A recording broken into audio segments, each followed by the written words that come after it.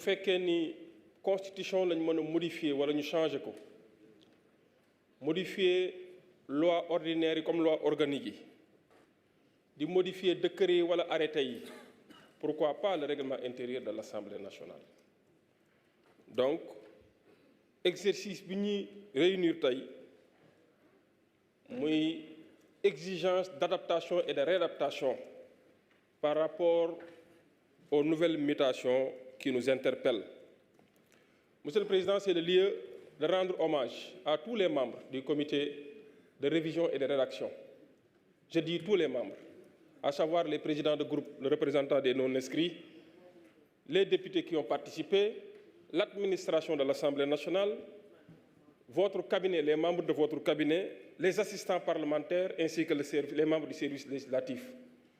Pour dire quoi? Que, Monsieur le Président, lors de cet exercice de révision et de toilettage, j'ai constaté de la façon la plus manifeste que tous les membres étaient au-dessus des contingences politiques, des considérations partisanes, en mettant en avant la République, l'état de droit, la démocratie et l'intérêt supérieur de l'institution parlementaire, lieu par excellence du débat politique, du jeu politique. Monsieur le Président, le règlement intérieur soumis à notre appréciation a été ou est l'instrument qui règle définitivement, même si je considère que les textes ne sont pas du tout statiques, ils sont évolutifs, immuables, changeables. Monsieur le Président, ces textes doivent toujours s'adapter au nouveau contexte.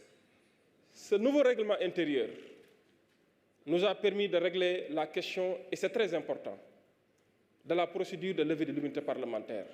Parce qu'il y avait eu un débat, et il était question, effectivement, de clarifier pour ce qui est de la procédure, mais également d'insister sur le respect des droits de la défense et de la présomption d'innocence. Monsieur le Président, ce nouveau règlement intérieur également nous a permis d'arrêter le débat sur la parité au moment de l'élection des membres de la constitution du bureau de l'Assemblée nationale, notamment de l'élection des autres membres du bureau, des vice-présidents, des secrétaires élus. Monsieur le Président, ce texte nous permet d'arrêter ce débat. Monsieur le Président, la décision par le Parlement de retransmettre, si le cas le nécessite, et sur autorisation de l'Assemblée nationale, de certains débats, même en commission. Là aussi, c'est une innovation pour permettre aux Sénégalais de comprendre que les députés ne travaillent pas seulement au niveau des plénières ou de la plénière, mais abattent un travail gigantesque au niveau des commissions permanentes. Monsieur le Président, également, ce règlement intérieur nous permet de donner à l'Assemblée nationale ce pouvoir qu'on a donné à d'autres institutions de ce pays, même des autorités administratives et indépendantes ont eu effectivement cette possibilité de saisir la justice à la suite d'une enquête parlementaire, à la suite d'une enquête administrative, de saisir la justice au fin de donner suite à un rapport impliquant ou constatant des infractions. Et Monsieur le Président, l'Assemblée nationale, effectivement, désormais est une institution qui, à la suite d'une enquête parlementaire, ayant constaté ou relevé des faits susceptibles d'être traduits devant les juridictions pénales ou en tout cas devant les juridictions sénégalaises, que effectivement cette Assemblée nationale puisse avoir cette possibilité de saisir la justice en toute indépendance, sans pour autant influer ou influencer effectivement la décision ou l'œuvre judiciaire.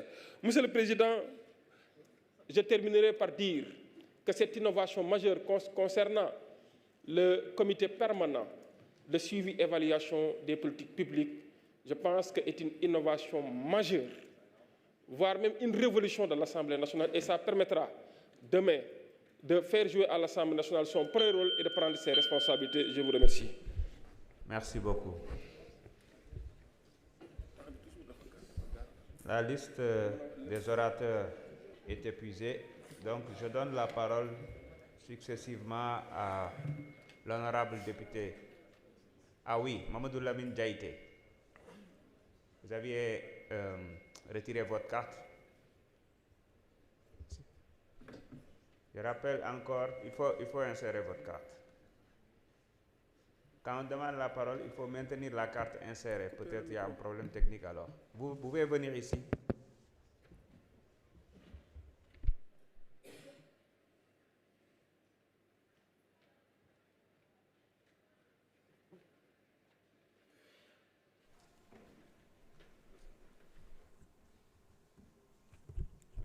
Merci beaucoup, Monsieur le Président. maa ngi lay nuyu di nuyu sa collaborateurs yi di nuyu les chers honorables di rafetlu bu baax liggéey bu ñu commencé depuis début session ordinaire bi donc di rafetlu vraiment le travail qui a été fait pour améliorer le règlement intérieur.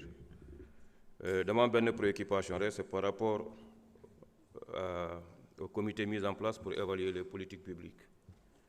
Dans le passé, on a vu des institutions refuser l'accès aux services compétents, maanaam la Cour des comptes, pour ñu mën a def seen évaluation.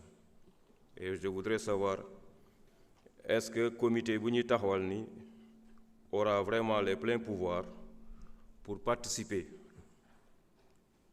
en amont, c'est-à-dire dans la mise en place des politiques publiques, leur exécution, mais aussi leur évaluation. Donc, loolu mooy sama préoccupation, mais surtout le personnel bu war a bokk ci comité bi, parce que évaluer les politiques publiques, c'est un exercice extrêmement complexe te état dafa yaatu. Donc dama gis ci biir article 113 bi paragraphe 5 ñu bind ne le nombre de politiques publiques à évaluer est fixé au minimum à 2 par année. Donc ma doon laaj rek, est-ce qu'il y aura une sélection sélective ou bien on jouera un rôle du moins comme le Cour des comptes di def, maanaam évaluer tous les secteurs d'activité yoo xam ne état bi engagé na ko pour résoudre les problèmes des Sénégalais. Donc loolu moo newoon sama préoccupation, di leen jaajëfal. Merci beaucoup.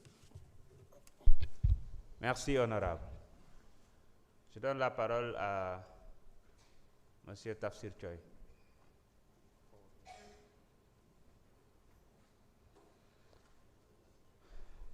Je rappelle que Monsieur Tafsir Thioye est co-auteur de la proposition de loi.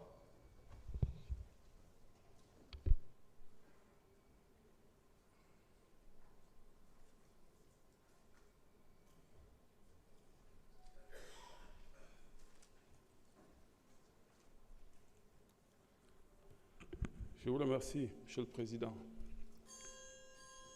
Monsieur le Président, très chers collègues, je voudrais